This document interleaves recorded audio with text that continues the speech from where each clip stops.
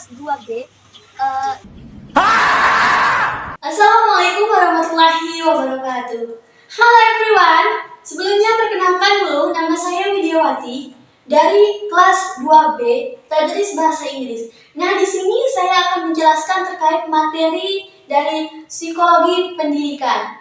Nah, di sini saya akan menjelaskan terkait tentang 3 materi. Yang pertama itu yang membahas tentang memori. Terus yang kedua yaitu membahas tentang motivasi belajar. Dan yang terakhir itu saya akan membahas tentang bagaimana sih manajemen kelas. Nah, teman-teman, di sini saya akan membahas materi yang pertama, yaitu terkait dengan pembahasan memori. Nah, untuk kata memori, pasti teman-teman sekalian itu tidak asing yang namanya memori. Nah, memori di sini saya akan jelaskan dengan definisi singkatnya. Jadi, definisi dari memori adalah sebuah kemampuan yang dimiliki oleh setiap individu untuk mengingat dan mengelola informasi yang telah diterima yang akan dikelola oleh organ otak. Seperti itu, teman-teman. Nah, selanjutnya itu struktur dari memori. Nah, struktur dari memori di sini tuh dibagi menjadi 3. Dibagi menjadi 3 aspek. Yang pertama itu ada yang namanya struktur pengkodean. Nah, dalam struktur pengkodean ini, segala bentuk proses yang terjadi dalam otak, baik itu pengambilan gambar, pengingatan informasi, dan lain sebagainya itu terjadi dalam struktur pengkodean. Nah, yang selanjutnya itu ada yang namanya struktur penyimpanan. Nah, di dalam struktur penyimpanan itu adalah sebuah kemampuan yang dimiliki oleh memori untuk menyimpan segala bentuk informasi yang telah diterima oleh otak dalam waktu yang bersangkutan gitu. Nah, yang terakhir yaitu ada namanya struktur pengambilan. Nah, struktur pengambilan ini adalah kemampuan yang dimiliki oleh memori untuk mengambil segala informasi dari ruang atau gudang memori.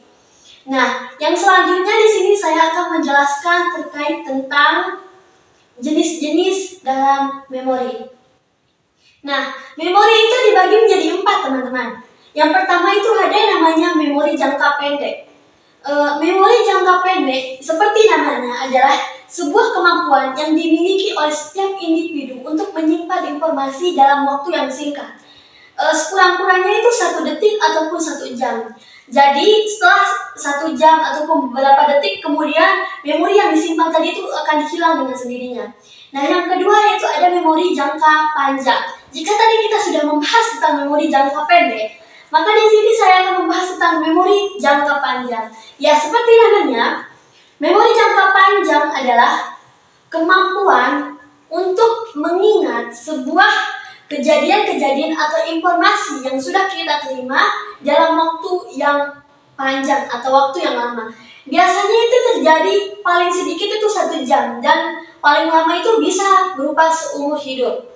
Nah, yang ketiga yaitu ada namanya memori episodik. Nah, dalam memori episodik ini adalah kemampuan mengingat dari seorang individu ini terhadap mengingat suatu peristiwa-peristiwa tertentu. Jadi, dia mengingat peristiwa-peristiwa yang menurutnya itu penting gitu.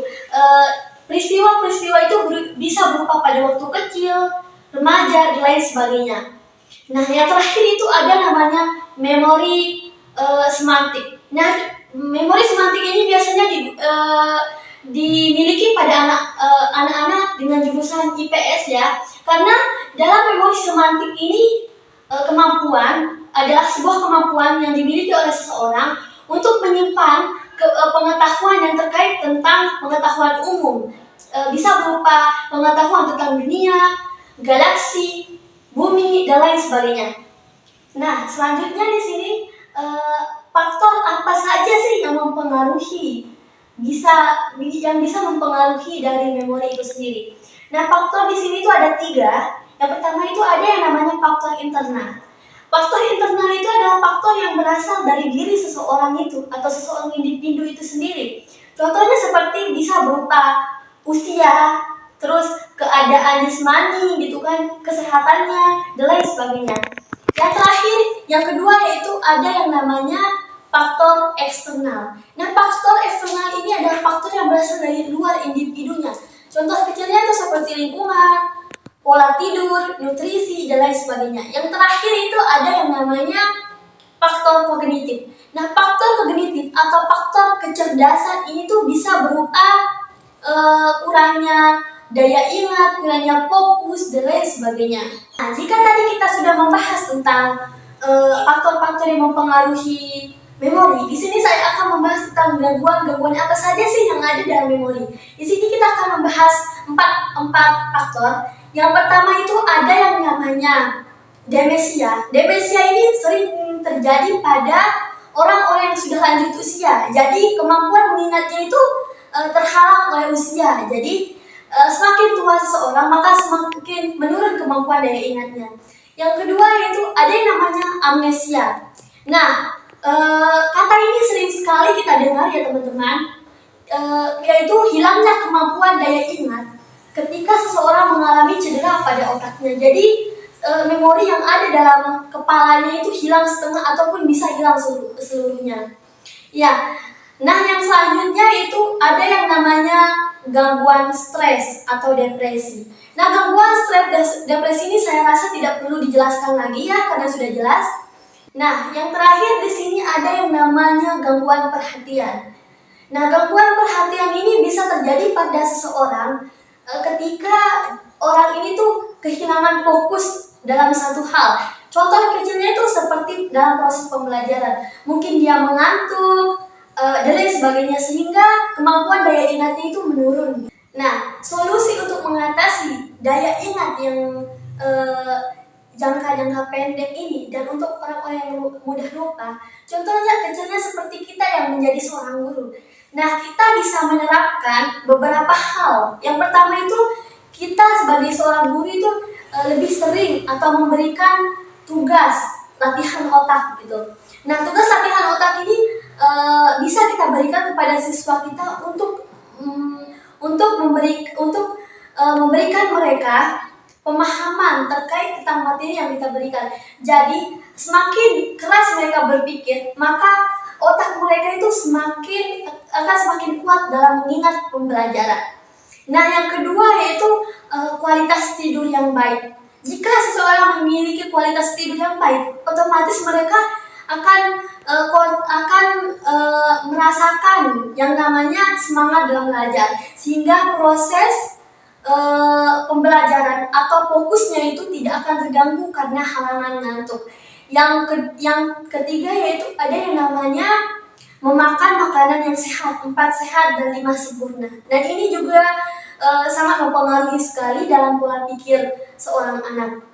Nah, teman-teman pasti bertanya, karena di sini saya membahas tentang psikologi pendidikan, apa sih hubungan antara memori dan juga pembelajaran atau belajar?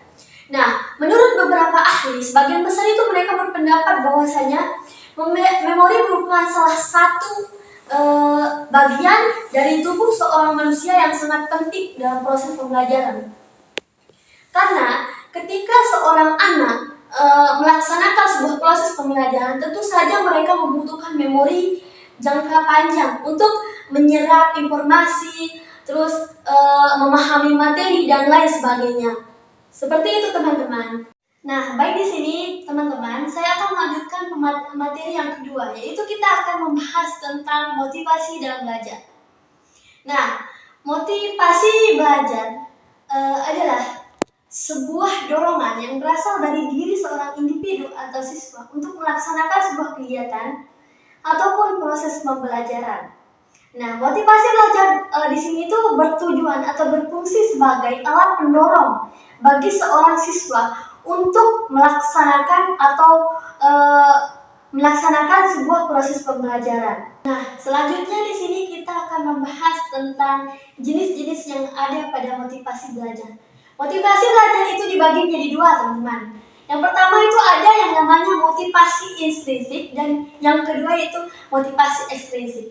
Motivasi intrinsik adalah segala sesuatu dorongan yang berasal dari diri seorang siswa atau pure dari dirinya sendiri gitu, tanpa ada paksaan ataupun dorongan dari pihak lain, melainkan pure atau asli dari dirinya sendiri. Nah, Yang kedua itu ada namanya motivasi ekstrinsik. Nah, motivasi ekstrinsik ini berlawanan dengan motivasi ekstrinsik tadi. Nah, jika motivasi intrinsik itu berasal dari dalam, maka motivasi ekstrinsik itu sendiri berasal dari luar. Motivasi ekstrinsik itu adalah segala dorongan yang berasal dari luar individu itu sendiri. Bisa berupa dari segi lingkungan, keluarga, dan lain sebagainya. Seperti itu. Nah, yang selanjutnya itu kita akan membahas tentang teori-teori yang ada dalam motivasi belajar.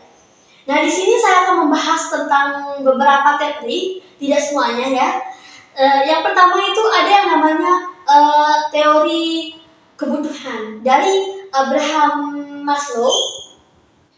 Nah, teori kebutuhan ini, Abraham Maslow berpendapat bahwasanya manusia itu cenderung memilih sebuah kebutuhan atau melaksanakan sebuah kebutuhan itu dari bawah ke atas. Jadi kebutuhan yang ada di bawah ini sangat menjadi inti atau persyaratan akan tercapainya kebutuhan yang di atas. Nah, yang kedua yaitu teori dari Herzberg, yaitu teori dua faktor dalam Widawati 2011. Nah, teori Herzberg ini mengatakan bahwasanya motivasi itu dibagi menjadi dua faktor. Yang pertama itu ada yang namanya motivasi faktor motivasional. Yang kedua yaitu faktor Heigen atau faktor pemeliharaan. Nah, teori faktor motivasional ini dapat diartikan sebagai teori atau dorongan yang berasal dari diri seorang siswa. Jadi bisa diartikan sebagai intrinsik tadi. Sedangkan teori Heigen atau pemeliharaan itu bisa berarti sebagai dorongan yang berasal dari luar atau lingkungan individu itu sendiri. Bisa diartikan sebagai ekstrinsik. Nah, yang terakhir yaitu ada teori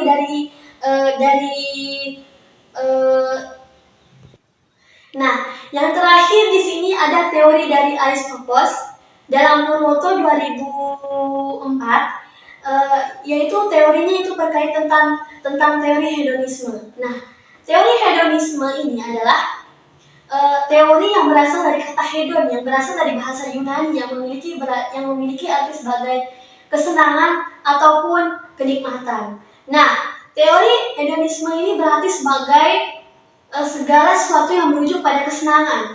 Nah, sedangkan sifat manusia ini adalah cenderung pada yang namanya suka, yang namanya kesenangan atau kemudahan. Jadi seorang manusia ini akan memilih jalan yang lebih mudah, yang lebih bersifat happy gitu, daripada mereka memilih jalan yang sulit. Nah, seperti itu teman-teman. Nah, bagaimana kita bisa menerapkan teori motivasi belajar ini? Kita bisa menerapkan teori motivasi belajar ini dengan beberapa hal.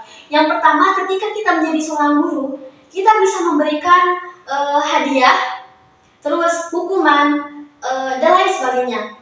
Ketika kita menjadi seorang guru, kita bisa memberikan hadiah kepada mereka agar mereka lebih semangat dalam belajar. Itu sebagai bentuk dukungan atau motivasi ketika mereka sudah bisa menjawab kuis tertentu dan lain sebagainya.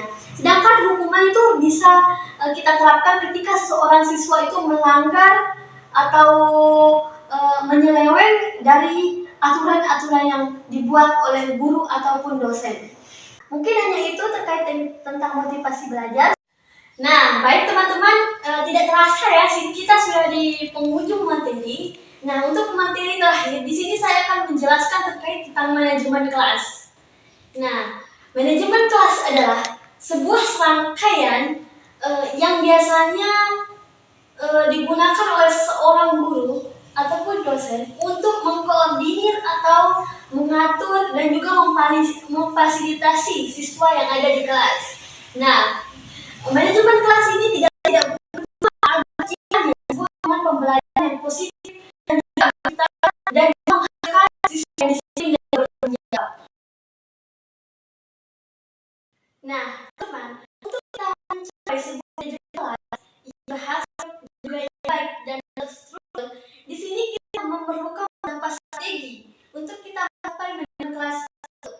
Yang pertama di sini kita memiliki pencegahan. Nah, pencegahan di sini apa sih maksudnya? Nah, pencegahan di situ berarti sebagai segala sesuatu yang dibuat oleh seorang guru bisa berupa aturan ataupun norma-norma tertentu. Nah, jadi seorang guru ini tuh bisa membuat aturan sebelum dia membuat sebuah pembelajaran. Pada awal pertemuan contohnya. Nah, seseorang guru ini itu bisa membuat aturan-aturan tertentu. Contohnya kecil seperti siswa itu harus waktu. Tidak boleh ada yang telat seperti itu. Nah, yang selanjutnya itu ada strategi represif itu. Nah, strategi represif ini tuh bisa berupa teguran, hukuman, bahkan sanksi bagi siswa-siswa yang melanggar segala aturan yang sama-sama kita sepakati awalnya.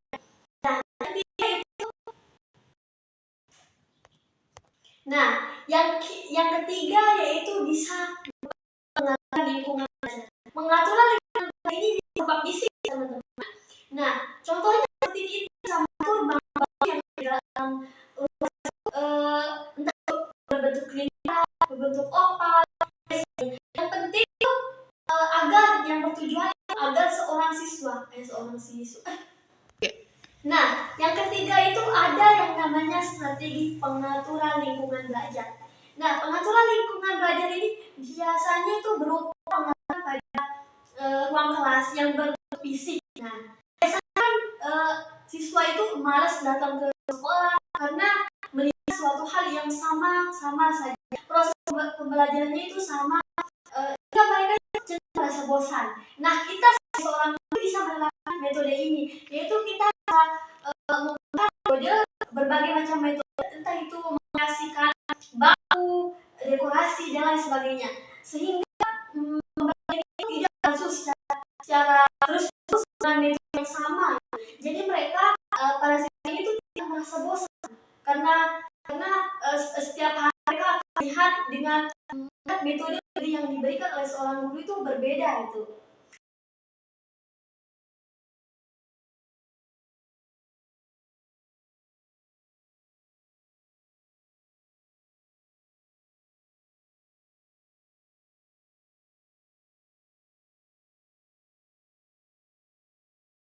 Nah, yang terakhir itu ada yang namanya metode pemberian penghargaan ataupun hukuman.